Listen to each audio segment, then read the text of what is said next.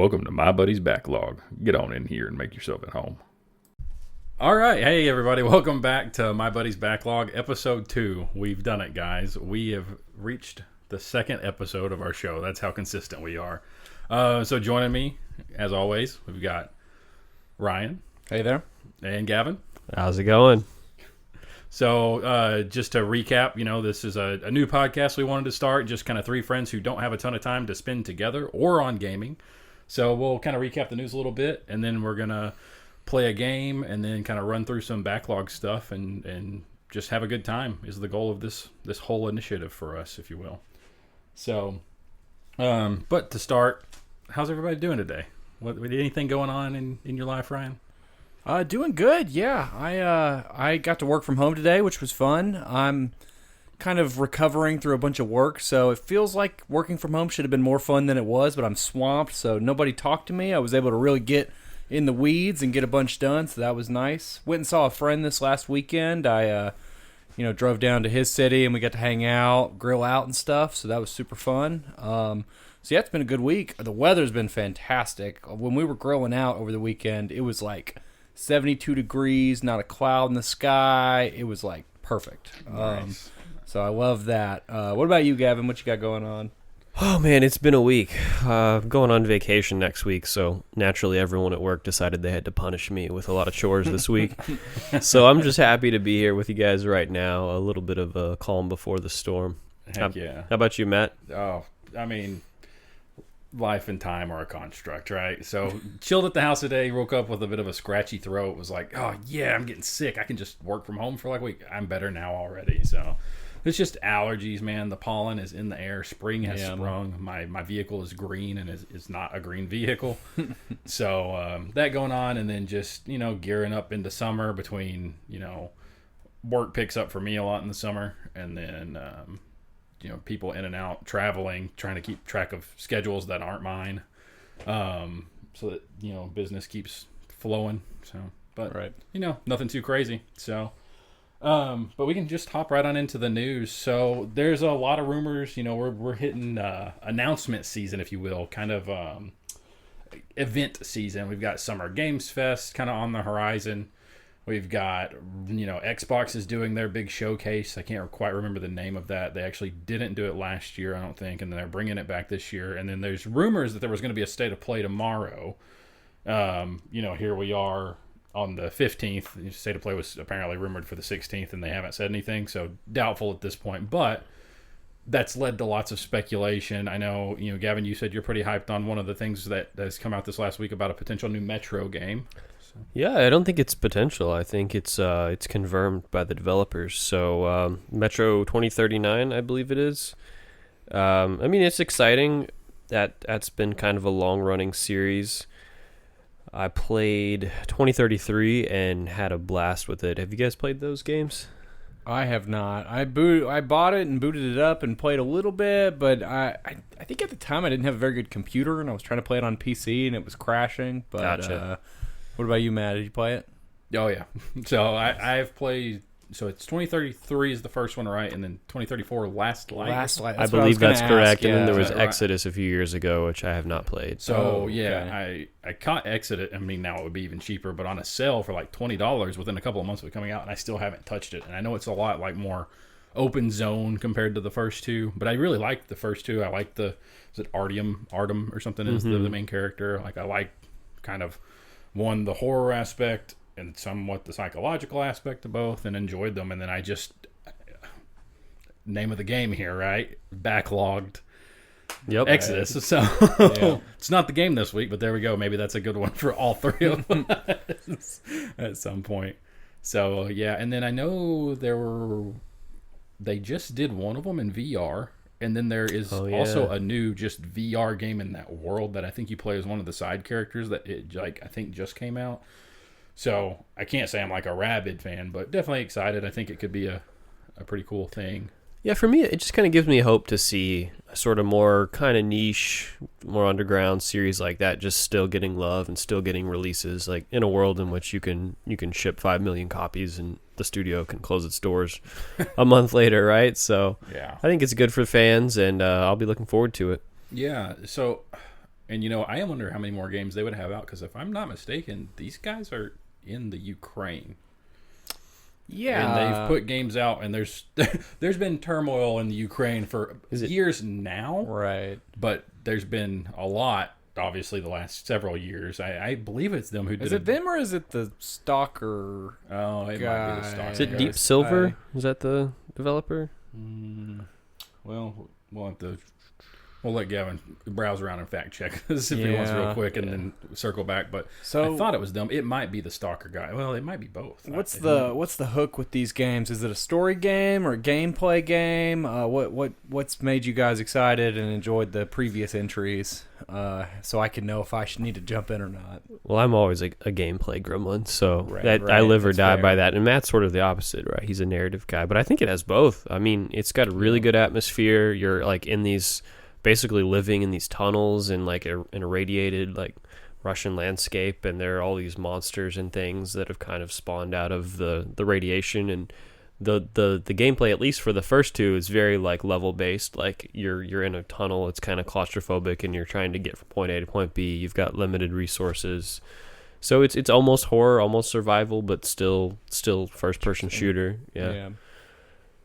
Cool. Yeah. I it seemed like it was more, I don't know why, but I pictured like Call of Duty campaign, but in a tunnel with like monsters. But it sounds like it's more like resource based and like more survivally than that, like than what I was thinking. I don't remember if it has difficulty modes. I imagine it does, just because that's most games. So I feel like the default, though, it encouraged you to not just like be careful with the resources that you spend on the level, but also when you're preparing, like thinking about what gear you're going to take. I don't remember if it was like an encumbrance system or just a limited inventory like Resident Evil or something.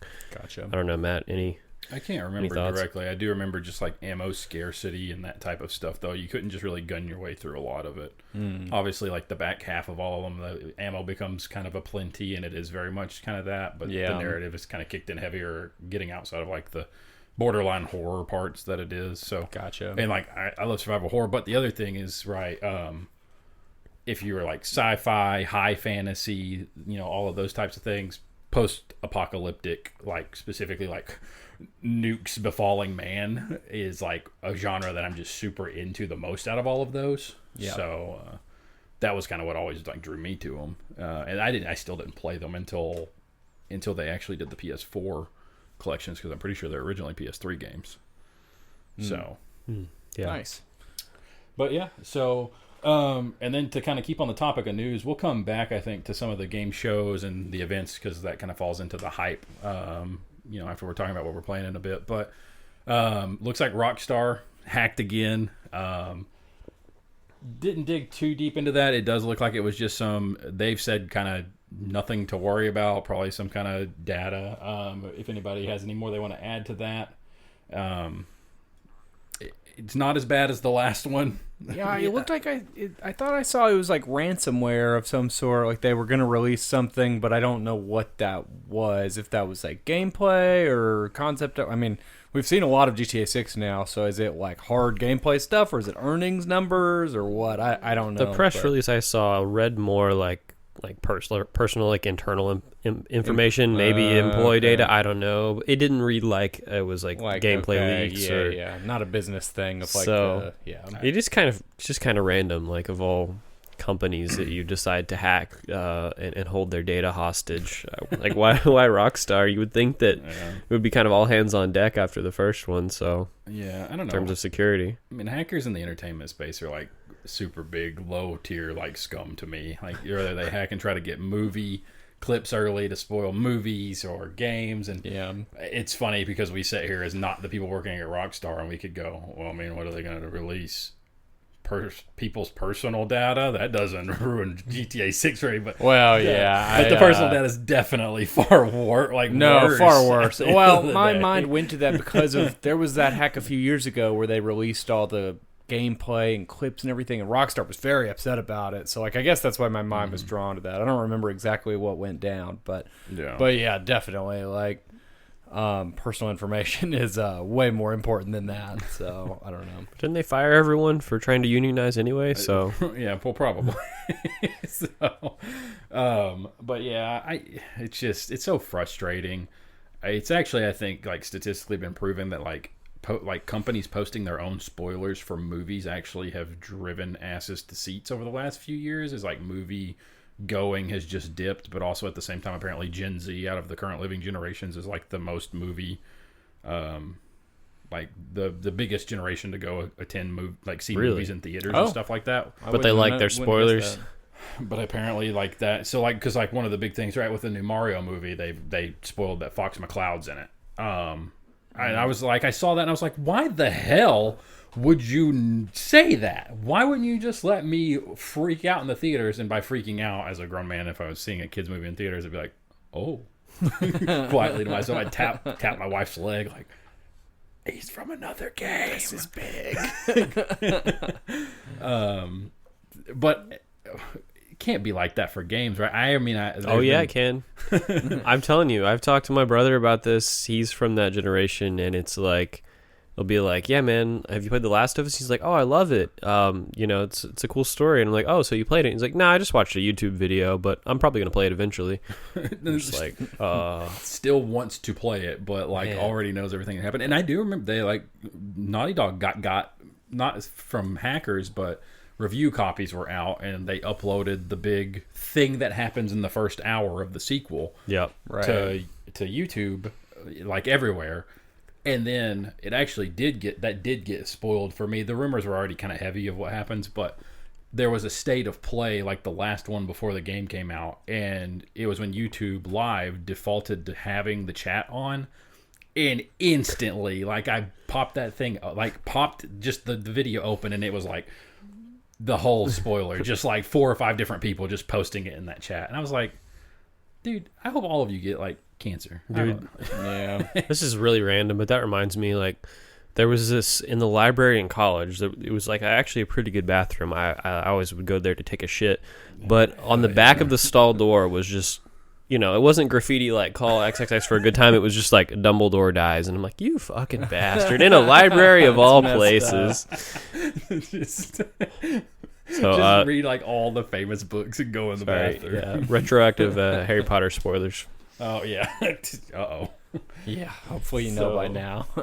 Cool. So next item on the list we got is, looks like costs are rising yet again in relation to gaming.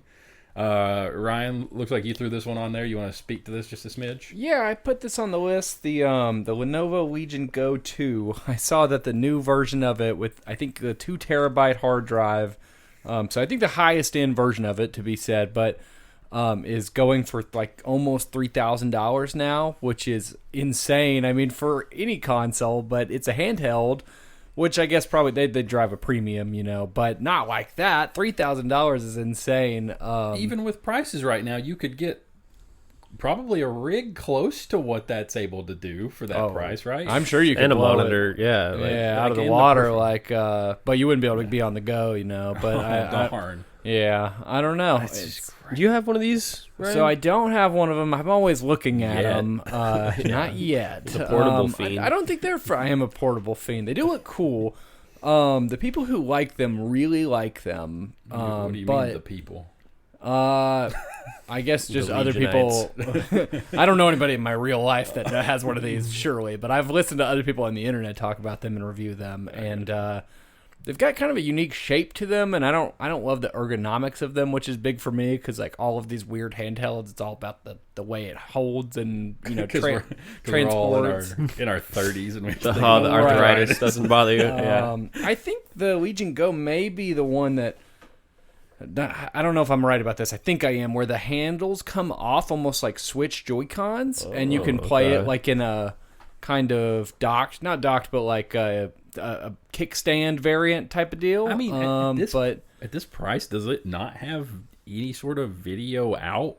Oh no, it plays like the Steam Deck. Sorry, yeah, it's like you're saying to go to a monitor. Yeah. Oh, I'm sure it does. I mean, I guess there's plenty right now. Like you've ran through them with me before of like just like probably apps you can install to do that. Right. Yeah, like streaming, like over your desktop, over, like, your local. Yeah, I mean, with the Steam Deck and the Ally, you can plug in a USB-C. I think it's similar probably here, but where it has video out through like a hub, I would think. But yeah, I don't know. I really don't know that much about this handheld in particular, but I know it's almost like the Rogue handheld when you compare it to the ROG Ally and the Steam Deck. This is in the same echelon of performance and like what people are looking for like a mobile PC setup type deal, but like I feel like it's the outsider of the talk, Well, that $3,000 is probably going to remain that way. Yeah. Well, 2 terabytes, so you could install your entire library on the go. Not really, not nowadays. I do wish more of these systems would adapt the like detachable handles though, because like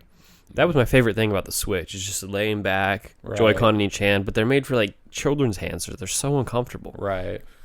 I've always wished, and Nintendo never really does like the whole like, yeah, obviously we lean more child, but they don't ever like make like just to make more money, which they are very money hungry. Why don't they have like Joy-Con XL Joy-Cons? It's just like it still slides. It's the same rail, but the Joy-Cons are just scaled up by 20% for, I mean, right?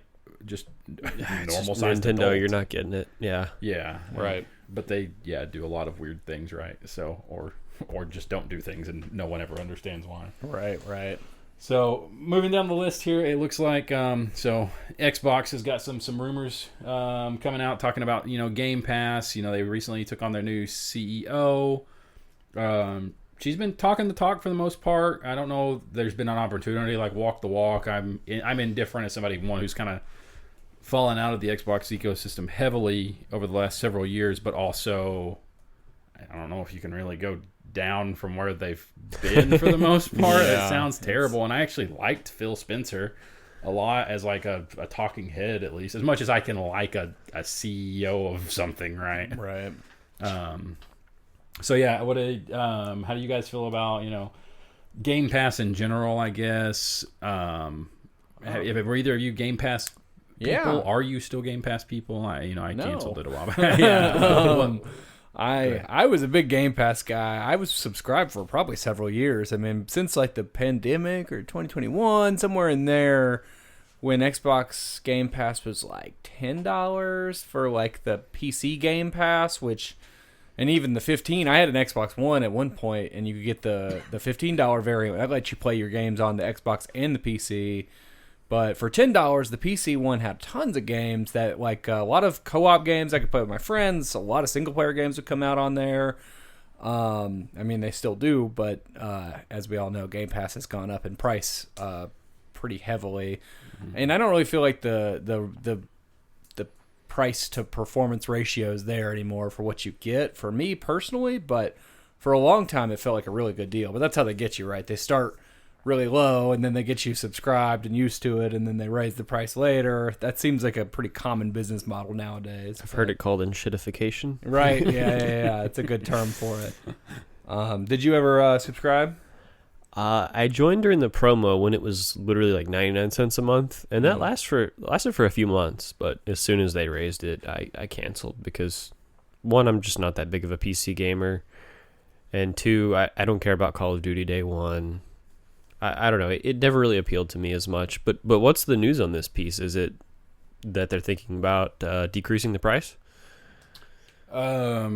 No, so there's rumors of that. The big piece that like kind of drove this news story is that they're thinking of dropping COD from it being day one, right? And I don't remember the number for the Activision Blizzard acquisition. I know it was in the billions, right? So Yeah, it was I'm high. sure they got to be careful on how to get money back. The game still performed decent as far as sales on like other platforms like PlayStation. It was a chart in the tops of the charts regularly. But I think Battlefield 6 actually outsold Call of Duty last year, which is like the first time in over a decade that's happened at the same time. And whether you're a Call of Duty person or not, like this year's was pretty heavily shit on. Well, technically last year's was pretty heavily shit on and like garbage across the board. Yeah, people didn't like it. That's true. I didn't touch it. I'm not a Warzone guy. I don't play many of the those types of games, but I there are several Call of Duties over the years where I've bought them to play. I'll play the campaign if it's there, and then put several hundred hours into the multiplayer with a couple of buddies just because it's a very easy casual. The matches are 10, 15 minutes. Yeah. I can play 2 matches and then I got to get off and go to bed or whatever. So yeah, it's a hard thing to match, like the casual 6v6 or 12v12 or whatever, like shooter with like objectives.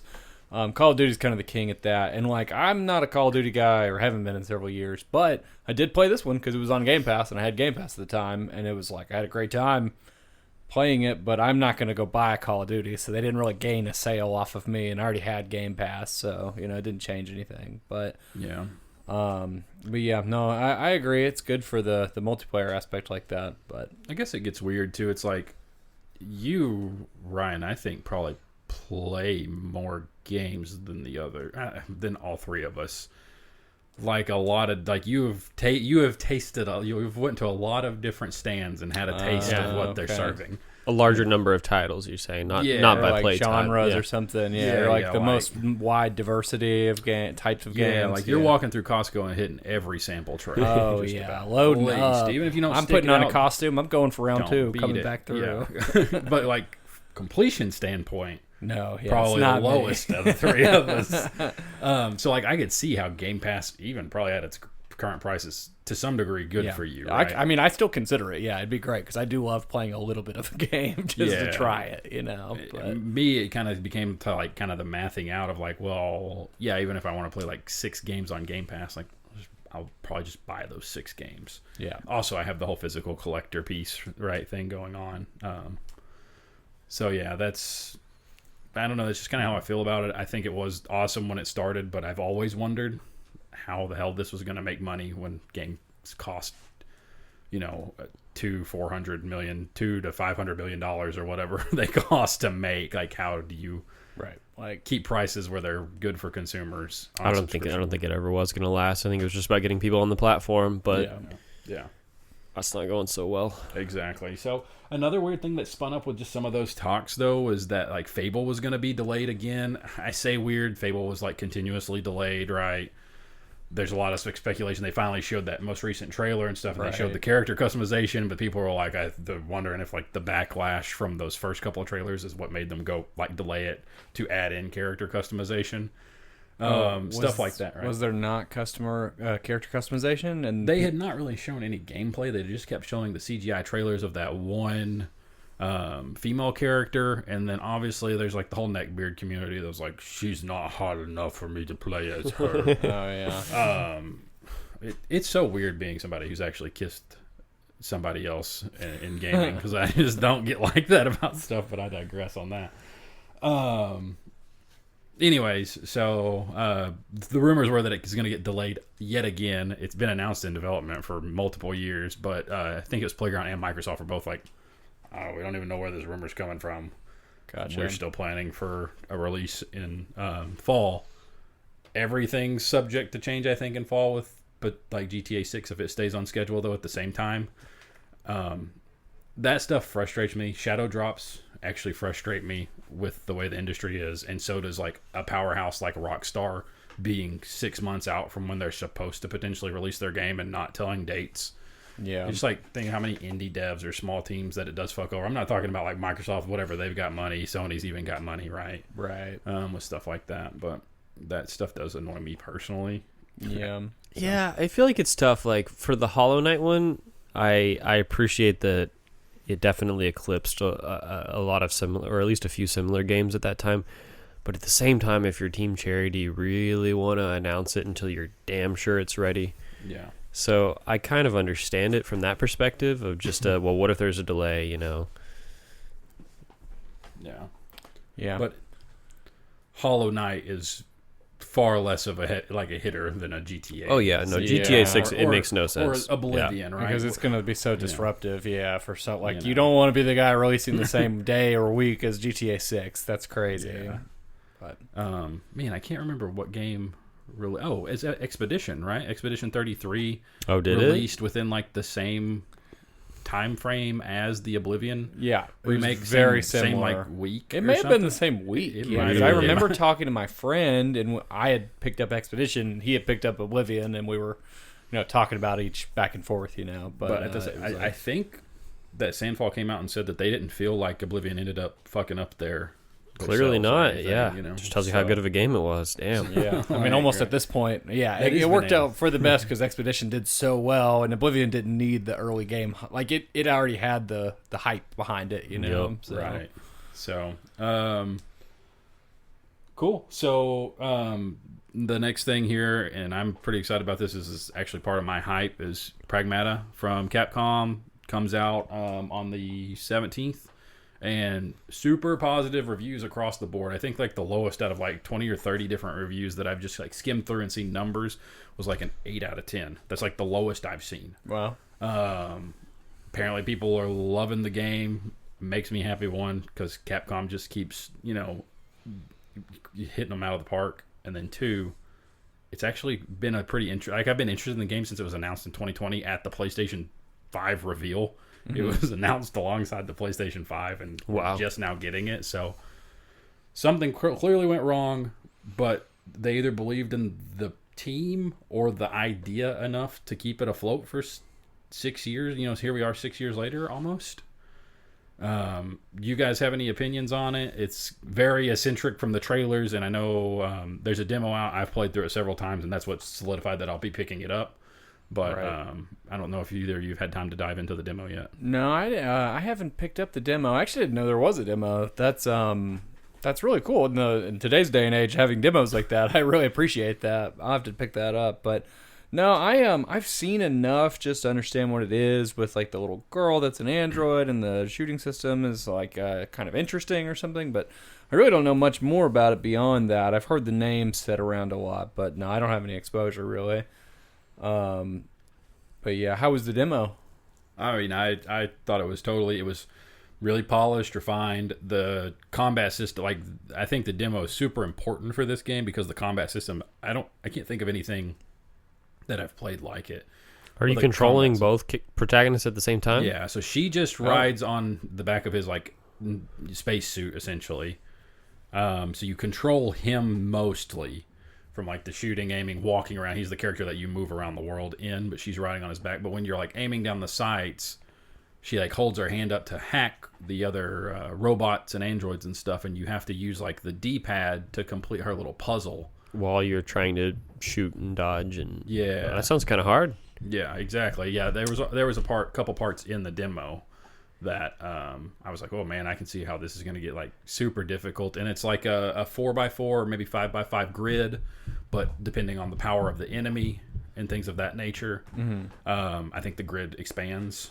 So is it the same mini game like every time, or is it what is the mini game? Are you like turning almost like a water pipe valve situation, get some like open up a path between something, or is it like you're building the path? So picture a 5x5 grid. You start in the top right corner, and somewhere within that grid is the weak point you've got to get to. Mm-hmm. Now there's things blocking certain pieces, or there's bonus modifiers that are mixed in there to like cause like longer overheating or double damage, and apparently that's part of like the upgrade system you unlock for her as her upgrades, and he obviously gets guns and I assume traversal upgrades to like his spacesuit and things of that nature. Sounds like the absolute perfect co-op game. Like I can just think it would be great for that significant other who doesn't want to play an FPS, like doesn't have the reflexes, but could literally just do a puzzle while you're shooting everybody. Yeah. Is there like a co-op? Not anything that I've seen. That's a missed opportunity.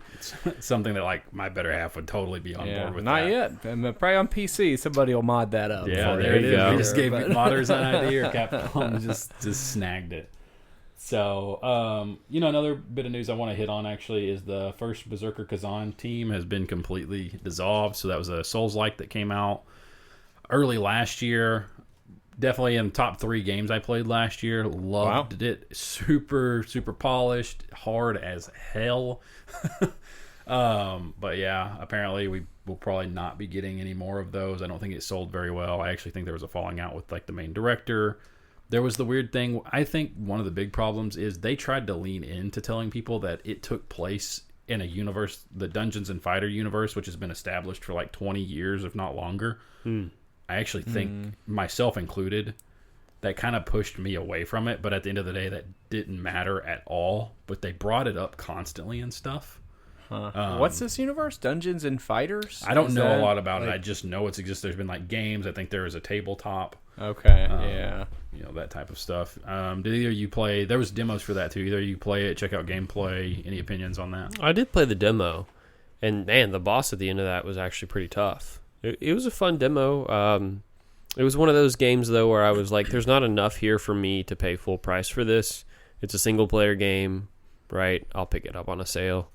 That's fair. Yeah, that is fair. I honestly have never heard of this series before, just now. That's cool though. I mean, I love more Souls-like, well-made Souls-like if they're going to be well-developed and everything. I would say, pardon me, it's closer to Neo, maybe. You know, like Okay. obviously From Software kind of kicked off those types of the difficult games realistically, and losing progress or potentially getting it back kind of situation, right? However you want to word that, but it's very level based. You kind of get through a level, fighting enemies and stuff, and then there's like kind of mini bosses on the level, and then a boss at the end, and then you progress to the next level. It has cutscenes and stuff throughout, so and it has that same kind of loot system that the Neo games use, where enemies are constantly just dropping hats the and Diablo pants and stuff. style. Not to a nauseating point. Gotcha. Yeah. Neo, that's my biggest turnoff for Neo. Yep, same. It is overwhelming. Oh, really? Just inventory management simulator. Yeah. Yeah. The that's combat's so frustrating. good though. Yeah, it's not a game I want to play to sit there in my inventory. And I think, with 2 and 3, they added transmog, and then they've added a lot of, quality of life, like just like if this is better, equip it automatically. Have you guys played Neo 3? No, I haven't. I've never played a Neo game, actually. Really? I actually bought that one, which is unusual. I'm over here saying it's a single player game. Why would I buy it at full price? I played the demo, and I put like 20 hours into the demo. It was a huge demo. It's like the entire first zone of the game. Wow. And it was that good. I still haven't finished it, but it's a lot of fun, and I feel like the loot system is a lot more manageable. There are just a lot of like auto sell, auto dismantle kind of things, but it is one of those games though, if you're like, I can't stand looking at menus, then it's probably not for you. Yeah. So I played a lot. I tried to get through the first one and made it pretty far and just kind of got fatigued. And then my brother-in-law and I played the second one. We had to have been close to the end of that game, and then we just kind of stopped. And then I had never even got around to touching the demo for the third one. I need to, but here we are, right? Yeah. Well, That's here how we it are goes. not digging into the backlog. Yeah. Yeah. So cool. So that's kind of the news for the week for the most part, or at least the stuff that we feel we've got an opinion on. So let's go ahead and hop into what we're playing and kind of what we're hyped up for. I know, kind of keep in mind that we mentioned, there's a lot of announcements probably on the horizon, and Summer Games Fest around the corner, Xbox Showcase, State of Play's rumored, there's a Nintendo Direct rumored, and no matter what, history lets us know that there will be both of those things between now and mid to early June, no matter what, unless something's just completely awry. Right. So, Gavin, what do you got going on as far as currents and hypes and dreams? Yeah, I've been busy on a niche title, but one in which I'm sure both of you guys are very familiar. It's called Fuck and All. I've been really, really I've not had enough time this week to play anything. I've been on the first act of a run on Slay the Spire 2 for probably 3 or 4 days, which if you guys have played, you know that you can finish an act in like 20-30 minutes. So that's all I've been playing when I get a spare moment. Like I said, this week's just been kind of brutal, but yeah, what about you guys? Yeah, it's always fun gearing up for vacation. You have to it's like the world doesn't want you to have time off. No, you and really doesn't want you to enjoy it if you do get it, because you're going to be thinking about all this stuff that is like hanging over your head. In my case, yeah, you either work essentially that vacation week, double it up for the week before, or that you're paying for it the moment you get back. Right. God, checking the inbox when you get back. It's so punishing. Or you have the bad habit of I do, where every vacation I go on, I at least pop the email open two times. Some skim vacations it to I'm good keep it. about not checking. I go back and forth. Sometimes I'll delete everything off my phone. I'll like wipe all my work stuff, and I'm like, don't talk to me. But Well, that's the funny thing. I don't keep any work things on my phone because I refuse to do that. But okay. anyway, Gotcha. You'll log in. that's the old man grumps out of all of us. Well, I hate to jump in and draw attention to our lack of gaming as a gaming podcast, but I have also hadn't had much time to game this last week, so the backlog keeps growing. I will say, well, I don't really know anything close on the horizon. I am kind of excited for this Pragmata. I want to check it out, maybe, especially since it has a demo. But just, I guess, randomly, I don't feel like I've talked about this yet. I've talked about the games, like the Divinity games, but at the TGAs, the Divinity game was teased back then with that crazy brutal trailer. It was so graphic, bro. Dude, like there were people like online complaining about how graphic that trailer was without a warning, and I was like, "Oh, be something awesome." Divinity's awesome. It's just not a Matt game, right? Yeah. Oh man, I didn't even know because that's not like their shtick. They're not like the brutal gore guys. You know? It's almost like cartoony, right? Like there's a little bit of cuteness. So I wonder, do you think the new Divinity game is going to be like a lot more I don't dark, yeah, like it Baldur's seems like Gate kind of? Maybe they're trying to push it that direction because I would say Baldur's Gate and the Divinity Original Sin games were on the same playing field in terms of like Divinity Original Sin 3. So this is where it gets confusing. Baldur's Gate. Oh yeah. Yeah, exactly. I mean, it is pretty different. Did you play Original Sin? Either of them? You got to try it. It definitely inherits It's a the lot. perfect couch co-op game. Yeah, it is nice how I think Baldur's Gate does it too. Where if you're playing on a controller, it converts everything to radial wheels. And makes it BG3 like, is really good on controller. Yeah, really. Yeah, because like playing as a computer guy, I was like, how in the world can you play this game on a controller? You know, because it's like rectangles of rectangles of rectangles. You know, you're dragging and dropping and. You've got your inventory management and your gears all just drag and drop. But yeah, they convert it all, which is cool. But yeah, I don't know if they're going to go for a darker tone. I mean, it seems like it based on that trailer. But so you're hyped for? I'm hyped. Yeah. I'm sorry to say, but I think we're several years out. I know. So I don't have any. I didn't have anything I played this week, so I'm pulling something out of the grab bag to talk about. I like it. I appreciate you bringing that up. It's so exciting. It'll be really really interesting to see. Do they go back to the Divinity combat system? Because obviously they're not going to stick with D&D rules. They don't want to pay for licensing fee. Who can blame them? But man, that game has a divisive combat system. I'm kind of one of the haters. I didn't love the like magic armor, physical armor system. Interesting. But I still really loved the game. Yeah, that was just like my big complaint. So that's so interesting because I miss it from playing Baldur's Gate almost. Like I really enjoyed the magic and physical armor system, but that was all. I may be biased because I came from Divinity 1, which had like a different system. I don't know if you played it. No, I only played 2. Yeah, the armor was like significantly different in that one as well, and so Divinity Original Sin 2 was a big upgrade for sure. Gotcha. Baldur's Gate 3 is like straight D&D, which was a big adjustment for me at the time. I can appreciate it now. I think it's very good for the overworld and the exploration and the narrative, but the combat's very You didn't different. care for the combat as much. I like it. I've come around on it, but yeah, it's very good for role playing. But yeah, I've never played Divinity like non-original Sin. Yeah.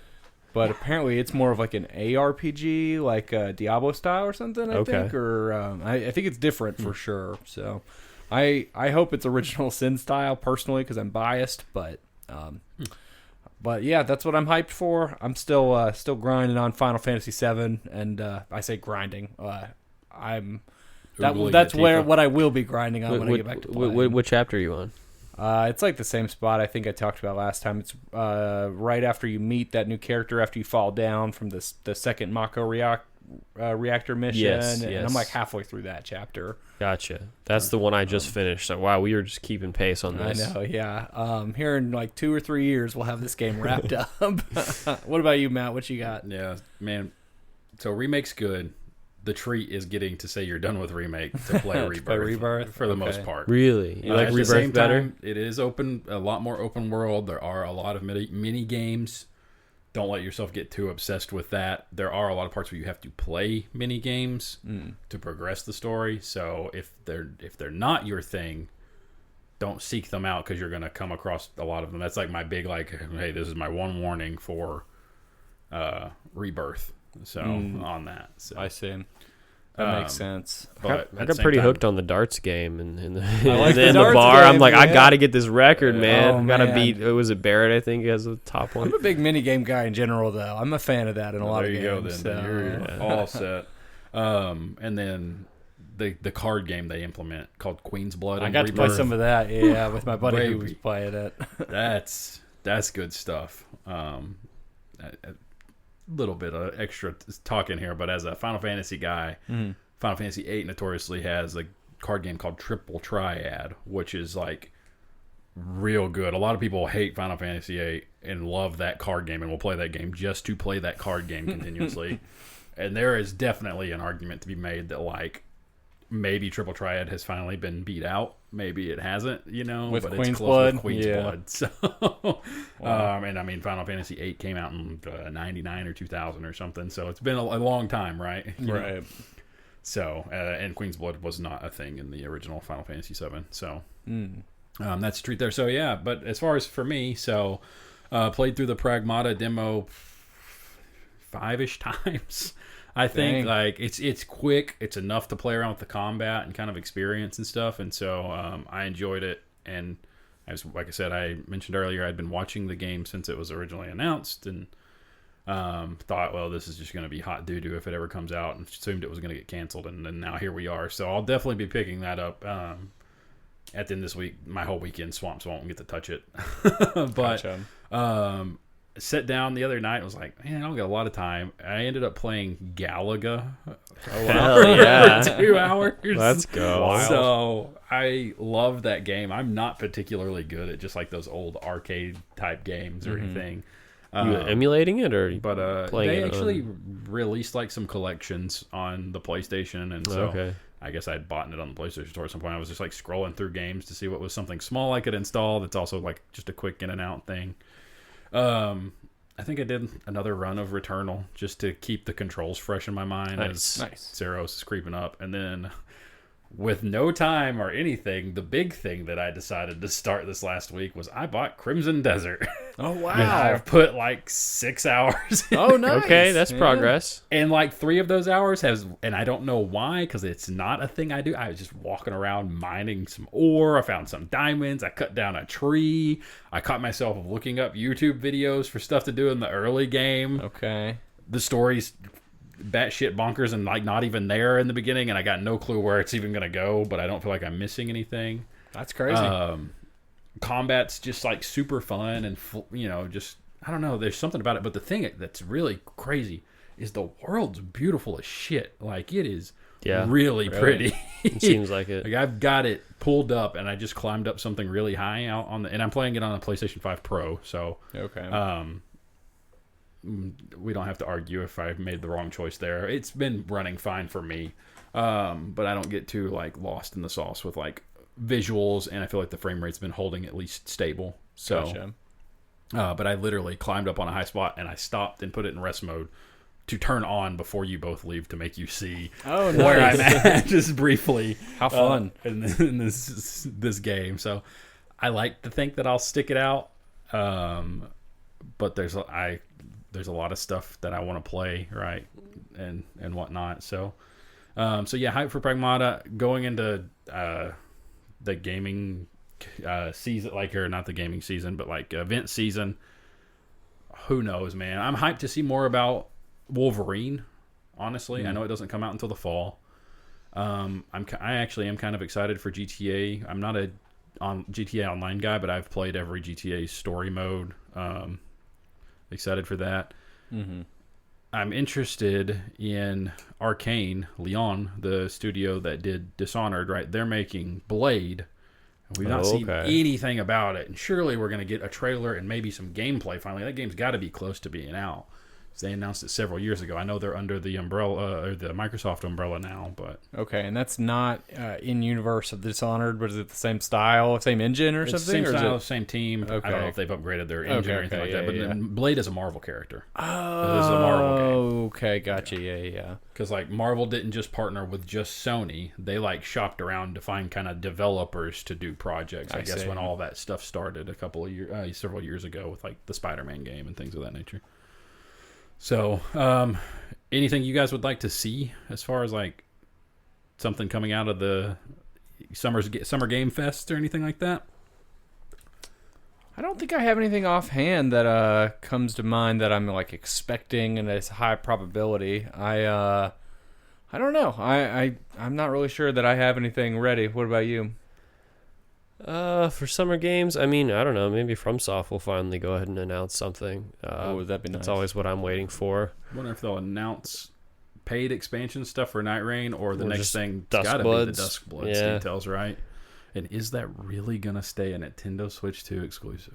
That's the thing. For how long? How long do I have to Yeah. wait? Like, yeah, how long do you hold off, or like, is it just gonna be locked in? Because if not, I'm gonna be over here because the playing your Switch too. last time they did an exclusive, right, was Demon Souls, right? That's the only other time. That's true. Yeah, they haven't Well, had no, one. no, Jesus, Bloodborne. Bloodborne. Duh. Yeah, super exclusive. But, yeah. Yeah. And they have not backed. Well, Well. yeah, they have super not backed off of that. So In my defense, I say Demon Souls because we did get the remake too, but that's fair. you know. But all right, well, that about wraps it up for kind of what we're playing and what we're hyped up for. So, Gavin, you want to take us into our meta gaming session?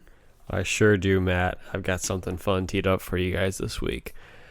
All right, so to introduce this segment, I want to give a little bit of context. So, are you guys familiar with how Hidetaka Miyazaki has talked in the past about his inspiration for writing item descriptions and telling stories in his games, and kind of what experiences inspired him to deliver stories in the way that he does?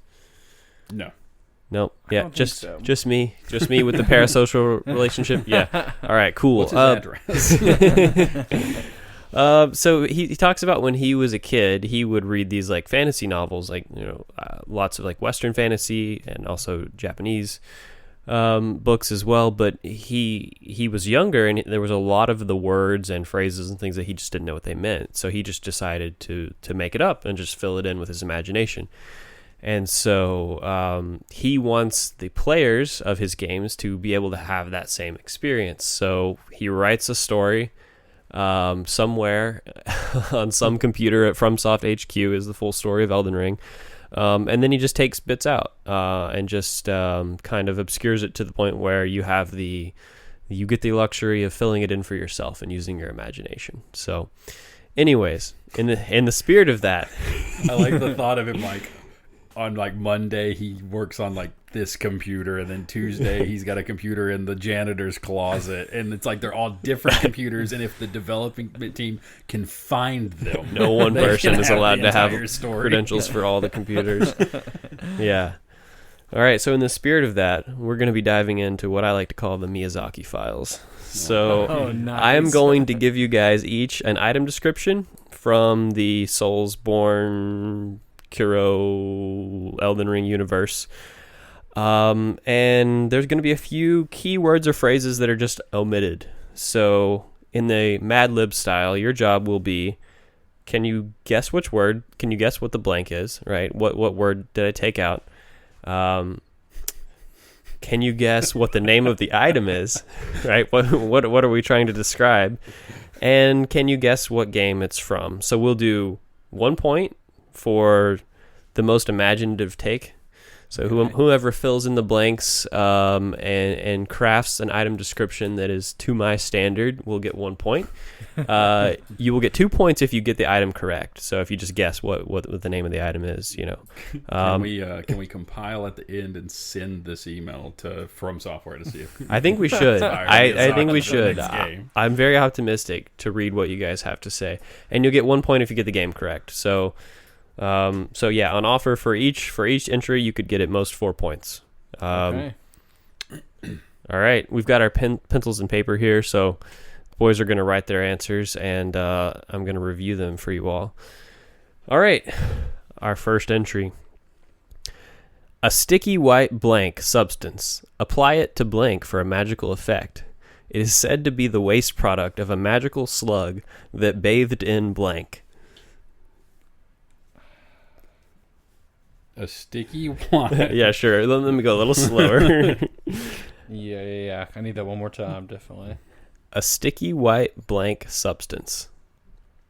Apply it to blank for a magical effect. It is said to be the waste product of a magical slug that bathed in blank. All right, I got mine. Okay. All I gotta do right is 2 blanks and the game title. Looks like there were 3 blanks. I already messed up. This is the hardest one, I will say. Okay. All right, let's go one more time from the top. A sticky white blank substance. So that's blank 1. Yep. Apply it to blank. Yep. For a magical effect. It is said to be the waste product of a magical slug that bathed in blank. That's your third blank. Oh, what did it bathe in? Oh no. Oh, jeez, yeah. No. All right, so you got your 3 blanks. Do you care to wager a guess at the name of the item? Oh God, no. I don't want to wager. I'll take a guess at the item as well, just for the hell of it. But And finally, what game do you think it's from? Go ahead. I'll go first on this one. So, All right, remember that the points are on the table for the most imaginative take. So, Matt says a sticky white thick substance. Pretty good guess. Apply it to weapons for a magical effect. Weapons is correct. It is said to be the waste product of a magical slug that bathed in semen. That's just base. ethereal semen. Oh, ethereal semen. Excuse me. Yeah. Okay. All right. I like it. It's a little erotic, but the prompt was designed to elicit such responses. Yeah, I thought so semen was it was bait. too much. Yo, I knew it me was there, over here, though. I'm a Yeah. semen demon. The semen demon. Yeah. Unfortunately, ethereal semen was not correct. I didn't get any of those right, I don't think, for sure. But so 3 straight down are my answers, and then the side ones are my guess for the game and the Gotcha. what the item is. Yeah. All right. Ryan says a sticky white webbed substance. Webbed is not correct. Apply it to yourself for a magical effect. Hell yeah. Rub myself with that. Don't king shame. It is said to be the waste product of a magical slug that bathed in energy. Well, energy is closer, but the correct answer is fluorescent water. Ooh. And this is nothing but the sticky white slime, also in some translations, sticky white stuff in Demon Souls. It's like one of those resins dang. that you put in your inventory and never use. Yeah. Okay, so Matt got weapon, and let's see. Ryan had Rom's sweat for the item. I was picturing that big slug from Bloodborne. You know? Let's go. Rom's actually a spider. Oh man, but he looks like a slug. Also, it's a she. Yeah. You just misgender. Fucking God nerd. damn Shut it, Ryan. All right, so we've got Matt got. I'm gonna give Matt the most imaginative take. Yeah. Neither person got the correct item, and neither person got the correct game. That one was hard, so bear with me. The next one should be a little bit easier. Oh, sweet. Nice. Notebook, please, sir. All right, are we ready? Yep. Ready. A large blank, still rather warm. Throw at enemy to cause rapid onset of blank. But you too will be subjected to the same bane. I'll read again. A large blank, still rather warm. Throw at enemy to cause rapid onset of blank. Can the blanks in some cases be 2 words, or is it 1 word? In this case, it is 1 word for these blanks. But yeah, the phrases are on the table. I'll read once more. A large blank, still rather warm. Throw at enemy to cause rapid onset of blank, but you too will be subjected to the same bane. Oh, and there is a second part to this description. No more blanks. Most warriors are loath to come near a thing like this, much less carry it around. But therein lies the advantage. Let me know if you need another pass. I don't need another pass. I need just a second longer, though. I'm sorry. I don't know. Game. All right, here's my answer, sir. All right. Matt has submitted his homework for grading. The first blank is what made me ask if there was like a double word that went there or phrase. I'm curious to see what double word you thought it might be. Ryan's thinking pretty hard about this one. I'm not. I don't know, man. I'm just gonna. I don't know this item. I don't know the game. I don't know anything. Here you go. I'm out. Be creative. Get those points for creativity. I don't have boy. creativity. That's why I'm a podcaster. I'm just kidding. All right, sorry. What's the first word? Taco. Okay.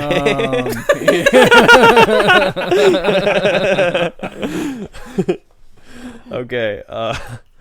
Ryan's entry reads as thus. A large taco, still rather warm. Throw at your enemy to cause a rapid onset of diarrhea. But you too will be subjected to the same bane. You know, that's pretty good. Dude. You beat me on creativity with on that the one. prompt, yeah. I know I didn't get the item for sure, but But Ryan got the game correct. Oh, this is a DS2 item. Dang it. I will wait to crushing. reveal the name of the item until Matt's entry is read, which reads as follows. A large turd. That is essentially correct. The correct term is excrement, but I will accept turd. A large turd, still rather warm. Throw at enemy to cause rapid onset of poison. Correct. But you too will be subjected to the same bane. Matt says DS1 dung pie. It is a dung pie, but it is the DS2 description of the dung pie. Fun fact, only the deep from soft lore nerds know that. All right. I'm still going to give Ryan the most Yes. imaginative take. Oh, yeah. oh yeah. 100%. So Matt's getting 2 points for the item, but Ryan got the game and the take. So Ryan's got 2. So we're sitting at 3 points Matt, 2 points Ryan. It's anybody's game. Okay. Bum, bum, bum. Just like that, I'm back in it. We're here. All right. Ready? I'm ready. Ready. This one's a little easier. Ryan, if you don't get this, I'll be disappointed. Oh jeez. Small blank found throughout Yarnum can be thrown at foes. Quite thrilling. I'll read again. It doesn't count if you don't spell the name of the game right, Ryan. Oh no. I hate that. Small blank found throughout Yarnum can be thrown at foes. Quite thrilling. Well, so we don't have to get the thing right. We're trying to be creative on the first part, right? Not get The description Mad Lib right. section is graded on On creativity. creativity, yeah. So I didn't think you guys had a real chance at getting all of the blanks. No, for there's some of no these. way. There's no way. Yeah. All right, I've erased a lot on mine to make room to go back and be creative instead of just writing stone. Whoa. Let's see. Okay. All right. Ryan's submission is in. All answers are in. Matt says small pebble found throughout Yarnum. That is correct. It is pebble. Can be thrown at foes. Quite thrilling. Matt's guess is that is the pebble from Bloodborne. It is. Oh, Matt gets both the game and the item description. That's 3 points for Matt. Hoorah. hoorah. I don't know about the creativity angle though. I mean, cock was It my was a first. little too literal. Went right there. I did write stone down first, yeah, but mine's not very creative. But Ryan's got a lot of scribbled out stuff. I would love to see what some of this says. You wouldn't last a day in my mind. He's been thinking hard about this. But ultimately, Ryan decided that small boy found throughout Yarnum can be thrown at foes. Quite thrilling. Okay, that is funny. I think Miyazaki would approve. So, for item, Ryan says It's Pebble. okay. Bloodborne Pebble. So Ryan's got what was that then? That's 4 points for Ryan. I don't like being put on blast for having bad handwriting. I didn't know that would be a part of the podcast. I warned you. All right, we were tied at 6-6. Going into our final round. Oh, man. All right, for all the marbles. Ready. All right. Old medium metal blank of unknown origin. The blank is lightly imbued with magic, which slightly speeds stamina recovery. I'll read again. Old medium blank of unknown origin. Or excuse me, old medium metal blank of unknown origin. The blank is lightly imbued with magic, which slightly speeds stamina recovery. I mean, how I don't know, risque are we being? I mean, it's an explicit Very. podcast. Anything's on the table. Sorry, can I get that description real quick just for trying to guess the item? Absolutely. Old medium metal blank of unknown origin. The blank is lightly imbued with magic, which slightly speeds stamina recovery. All right. Here we are. You can read Ryan's first this time. That's fair. All right. Let's see what Ryan... You already peeked in mine. I knew both of you guys were going this way. Yeah. We might have the same exact legs, I would think. Fuck. Okay. Ryan says, old medium metal dildo of unknown origin. The shaft. Oh, God, Ryan. The shaft is lightly imbued with magic, which slightly speeds stamina recovery. Yeah, I don't feel great about it. You don't wear it, though. That's a strap on. Anyway. Did you wear? I like it. Oh, I missed like the wearing. Yeah. All right. Matt's description is old medium metal banana hammock of unknown origin. The cock hole is lightly imbued with magic, which slightly speeds stamina recovery. Yeah, the phallic symbology was inevitable, wasn't it? Yeah, it was right there. I I feel feel like like Miyazaki Miyazaki made made it it I love that it. way. Yeah, it's Oh, not on man. us. That is a real that's a real toss up. You guys kind of went the same way. Do you go with the hyper literal dildo and shaft of Ryan, or do you go with the banana hammock and cock hole of Matt?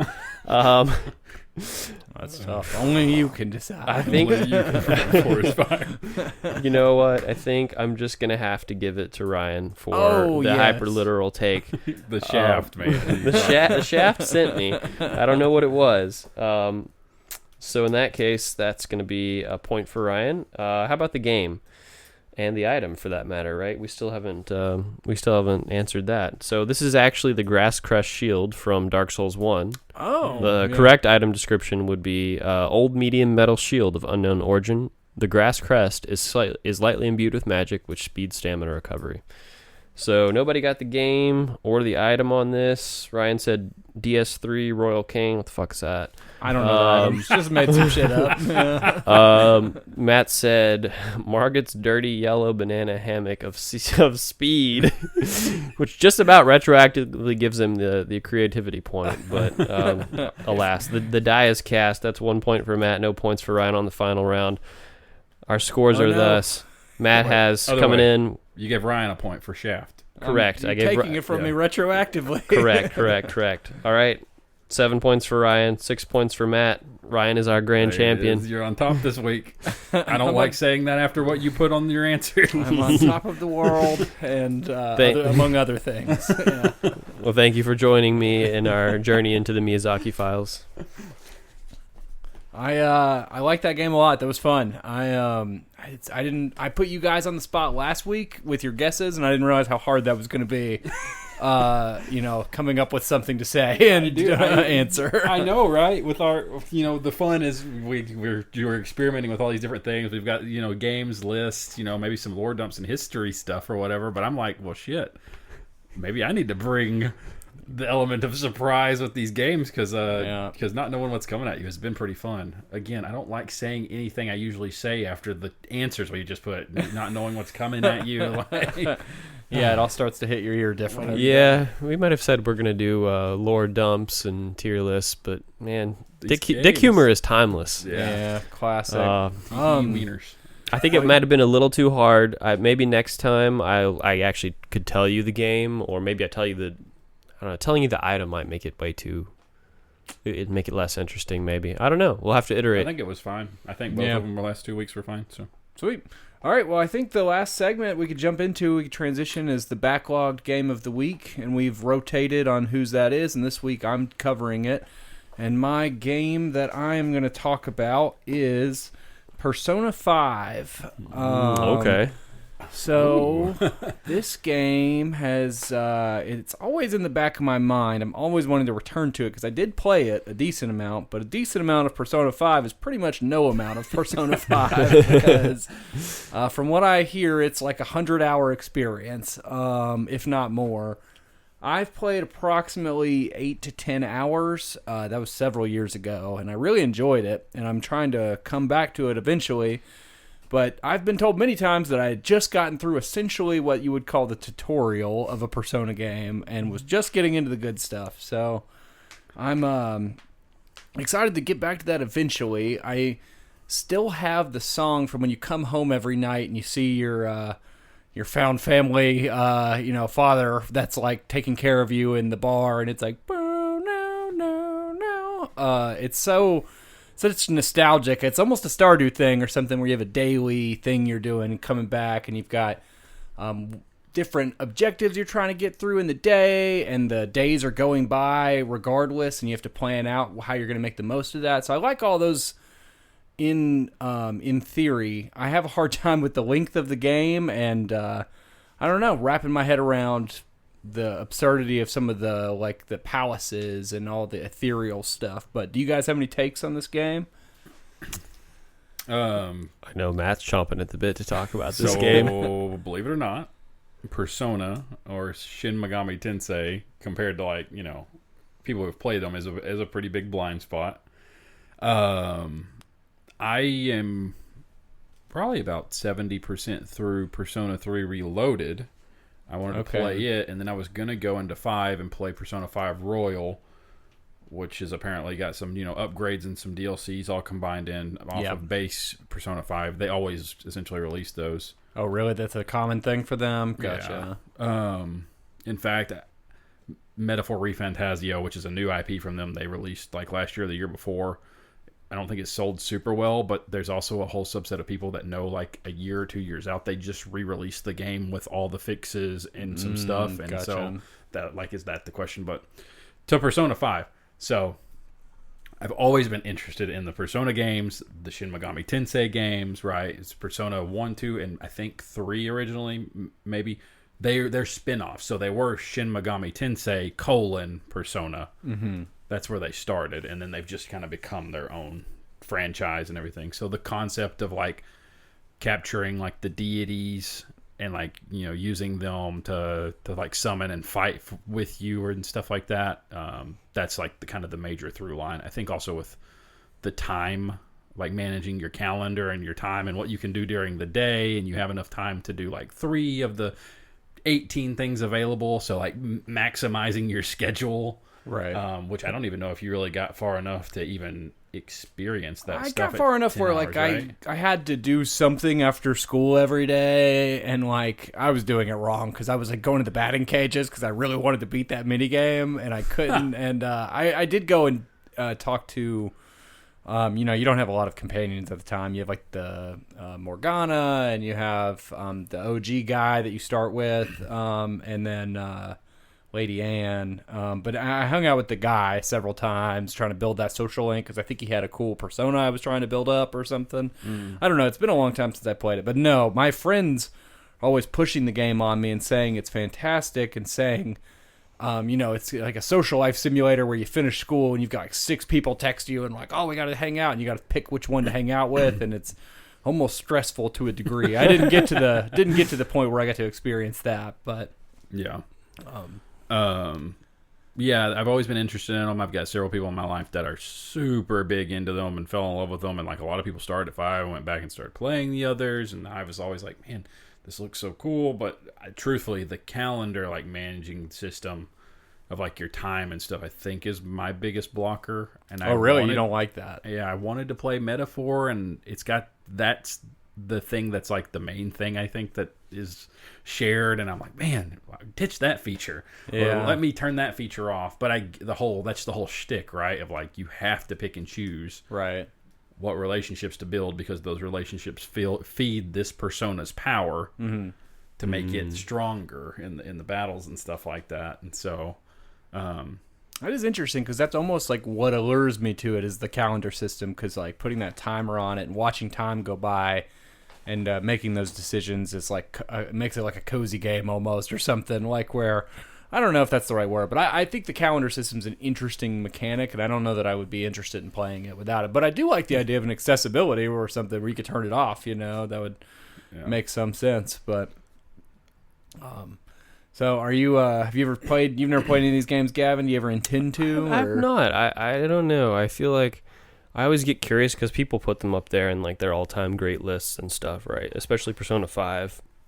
People talk about how great it is, and every time I look at a screenshot or a video or gameplay, and it's just like high school kids talking, and I'm like, I don't know if that's for me. Like fair. How much of it is like actual gameplay, I guess, or is it more of just like a social game? I mean, I may not be the expert since I've only played 10 hours of it, but I mean, seemed like half and half almost. I mean, at night, like not every night, but you're working on fighting through a dream castle, kind of dream palace, which personifies like the darkest parts of the hearts of like the bad person you're going after, and there's like manifestations of their evilness that you're fighting, and that's what the personas you're leveling. It's like it's almost like playing Expedition 33, but without the like blocks and the without the reactionary turn-based stuff. Interesting. So the dream world is like a reflection of the characters that you're like interacting with, right? In the real world, yeah. Okay. So you'll interact with like. So isn't there like a teacher that's like kind of a scummy dickbag in 5? That's like the first one, I think. First palace, first and bad then, like, guy. You fight like his, he's a dickbag for like a principal and a real person or whatever. Yeah. Or whatever he is, teacher. But in the Persona world, he's like evil. Yeah, like he's what like he really wants to be, but can't because of society's construct. Are people aware of their persona in everyday life, or it just? It's more like you as the main character have this weird power to be able to like go into the manifestation of their emotions and their who they really are. I don't know if 5 does it the same. I know in 3, because it's one I'm more exposed to, right? It's like at midnight, everything kind of stops and everyone actually like people who don't have the power go into like essentially coffins, but if you can stay up and you don't get put into like this like stasis essentially, then you get usually recruited to then traverse these towers and things of that nature to fight the evil, if you will, before it like spills out and starts doing like evil shit around the city. Because like it can go, say you're in stasis and I'm not, and I don't fight this monster, it can go like kill you willy-nilly. And then we're like, oh, there's a missing person. Well, it's like it probably got consumed by this darkness or something. Gotcha.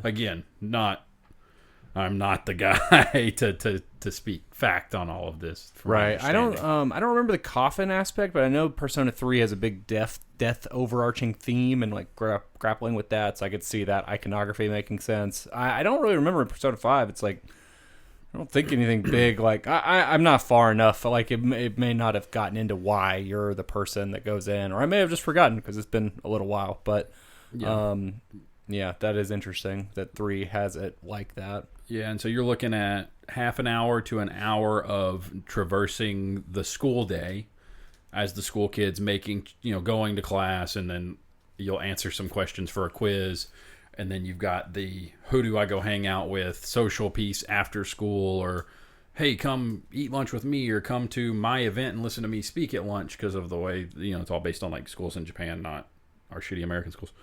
And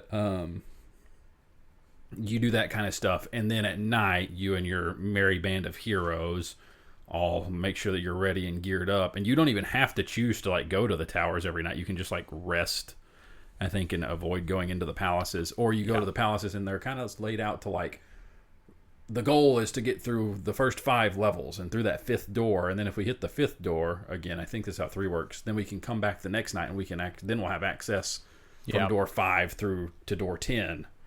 And you progress that way. Yeah, it's like that in 5 too. It's kind of like a checkpoint. You got to make it to the checkpoint, or you'll lose your progress that you made that night. And so yeah, it can be kind of annoying if you're trying to play it casually, not being able to stop at any time, and save and get out. But got like the length of a JRPG, but with like that weird, very slight, like almost rogue-like element right. of like, if you don't get to this checkpoint and through this 5th floor locker, you've got to do that whole floor again.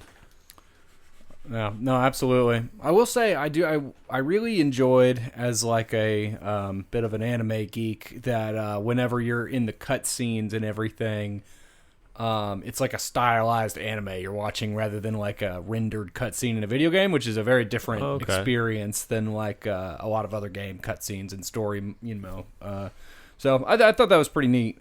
So I definitely mean to get back to it. It's just so daunting getting into it. Yeah, I think 3. I think death is like the overarching thing. I don't know in 5.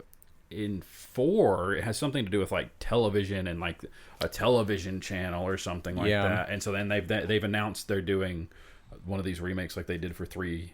Oh, for 4? For 4. Oh, that's cool. So I've always heard the best way to like consume 4 is the TV show or adaptation, I think, which is like a full-on season show, I think. Maybe, I don't know if it's just a season or 2, but I think 3 had an anime season, and really? 4. I don't know if they did anything for 5 though. I don't know. I'm not which sure is funny about because 5. 5 is like by far the most popular, probably sold the Yeah. most, like hands down. I know especially. 3 was kind of lost to time for a long time there because they had Persona 3 Portable, but like you couldn't get the original one unless you played it on the PS3, but like you couldn't buy it anymore on the PS3 store or something. I don't know. My friend went through all the hurdles to get it running on original hardware, and he was like, it was so hard and terrible. Yeah. But now that's not a concern anymore with the remake and everything. But that'd be awesome to see another remake with 4. It's something else I can look at from afar and never actually play. I was going to say, what's it going to take to get it out of the backlog and into the finished pile for you? Was that one of those where,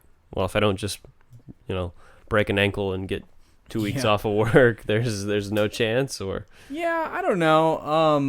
It's on my like short list of backlogged games that are like teed up to be played next whenever I'm picking what's going to be next. There's probably 8 to 10 games on that. There's like the honorary short list. My pre-backlog. my pre-backlog, Is my it cached backlog. Is it installed on anything? It is not. I'm that not doesn't that count for level shit, of then. commitment Yeah. with it. Yeah, that's fair. That's fair. I do have other games backlog installed on stuff, so it's probably going to take a lot. But pretty much every time I hang out with one of my friends who's obsessed with it, he tries to give me the spiel again. So maybe one day it'll break me down and get me on it. I don't know if we're going to make it a point of the backlog piece, but the way I feel in my heart is to just tell you, this should be one you let go of. Oh, really? Oh, wow. Okay. No, I that's not me shitting on Persona. Yeah. I know how phenomenal these are. It's and you I know shitting from on me opinions, because you know I'll never play. I don't think this is a Ryan adventure. Firmly do not. I was really. believe I that. did Now, enjoy it, I though. cheat. Like Gavin kind of called me out. I borderline kind of cheated. Like very much. My backlog game last week was a fucking madass thing. Yeah, that's fair. For sure. Crimson Desert, I'm shocked that I'm where I'm even Right, at with it at the enjoying same it. time. And if we were to come to this and it was Crimson Desert, I would almost expect that same response from one of you to me. Yeah, that's So true. I could be wrong, and also I could put 2 more hours in the Crimson Desert and be like, what the fuck am I doing? But to Persona, 1, the length, Yeah. I think there, if I were to like try and give you JRPGs to play, there are a lot more I would recommend before that. I don't know. Yeah. That makes sense. I think the So- overlap with the anime stuff is why it feels like a good fit to me, because like I do like that kind of art style and everything, and the world is pretty cool. I don't know, but that's interesting. That makes sense though, because I'm not traditionally a long narrative gamer, a slow turn-based. Like I'm very fast gameplay normally and enjoy that, and none of that applies. And from my understanding, like 80 to 100 hours is a playthrough of Persona 5. right. With doing most, like 90% of it. You still have to like, they might have changed it with Royal, but I think you still have to do like a second playthrough to experience some of the stuff. Like, are you? Gonna I think get the 100%. Are you going to get so yeah. good you can fight Death, which is like essentially the mega boss, right? Right. Of 3 or 5? Of 5, I think. Oh, okay, Unless there's gotcha. another one again. Hmm. So I think Hot that's another take. thing is like kind of letting some things go. It's not necessarily a bad thing, right? No, yeah, that's a big thing. I've had to do that with several games on my backlog. Maybe I'll have to add that to the if pile. your but- friend that's championing this, he may hate me forever. And No. Well, he knows my backlog is insane, and I'm never gonna play it all, especially if I don't let some stuff go. So. Is it one of those where you would be really like it would be a real disservice to yourself to just like watch a YouTube video about what happens? I don't know. I feel like the whole joy of it is like playing it and making those decisions, and like I felt the hook of it when I was like I said, going home every night back to the little smaller part of Shibuya or whatever that you're living in, and it's like very not nostalgic but homey or something. I don't even know how to convey it, but it was like repetitive in a good way that really drilled it home for me, and I was really enjoying it. Again, I don't know why I fell off, but I don't know that it would work as a YouTube video for me just to see the story, but maybe that's a good. I'm not really a playthrough kind of guy. I've never really watched a playthrough of anything. I don't watch a lot of Twitch or anything. Same. That's a hard one for me to do too. Yeah. The nice thing though, also about the Persona games, just is the same thing as the Final Fantasies. I know y'all are both navigating Remake, which is a 3-part situation, but they exist in like a shared universe where some enemies and some things are the same. Some of the Personas, I think, and whatnot are the same, but the stories are all very isolated. You could pick up Final Fantasy 1 and skip to Final Fantasy 15 and not really lose anything out of that, as opposed to like if you're looking at something like Yakuza and Slash Like a Dragon, which has 8, 9 mainline installments, and then all the side games, and like for the most part you kind of really need to have played all of them, like the trilogy up to through 6 and 0 included in there to understand all of that story, and then you can start with the latest 2 and get by pretty good, but there's still going to be a lot of stuff that you're like, what, who's that, why are they making this big spectacle of all of this stuff? So so that is a nice thing from like an accessibility standpoint. You don't have to go like, well, do I need to play Persona 1, 2, 3? Yeah, those are definitely not on the backlog. I know myself well enough. That would be a crazy thing. There's not a chance of that. But sweet. Well, anything else we want to add to the backlog discussion there? All right, sweet. Well, guys, we did it. 2 episodes down. Hopefully, many more to come. Officially an ongoing podcast. Not a one-off. Guys, we didn't fall apart right at the foundation. So, some progress this last week. We've claimed the social handle on pretty much every platform. So, Facebook, Instagram, X, Blue Sky, and TikTok. My Buddy's Backlog. We've not posted anything on any of them yet. We're still fleshing out some of that, but if you want to go ahead and give us a follow on there, we would appreciate it. And then most importantly, because I know at least 2 of the 5 people that will probably listen to this have asked, we have an email address so you can write in, and we'll start doing some readings on, depending on what you say, obviously. So you can reach take some us listener questions at my.buddies.backlog@gmail.com. And so we'll kind of keep an eye out for whatever you want us to kind of talk about or touch on, get our opinions on, or if you want to try to start a fight between the 3 of us, good luck, I guess. I don't think any of us care about anything enough to fight. So yeah, it'd be tough, but I'd love to see you try. So send something in. Send us your best bait, please. All right. So yeah, just shoot us an email, and we'll be happy to read whatever you write in on the show. But with that, I think we're going to wrap this one up. So I'm Matt, and I'll catch you guys next week. I'm Ryan. Thanks for listening. It was lovely being here with you guys. I'm Gavin. Thank you to our listeners. See you next time.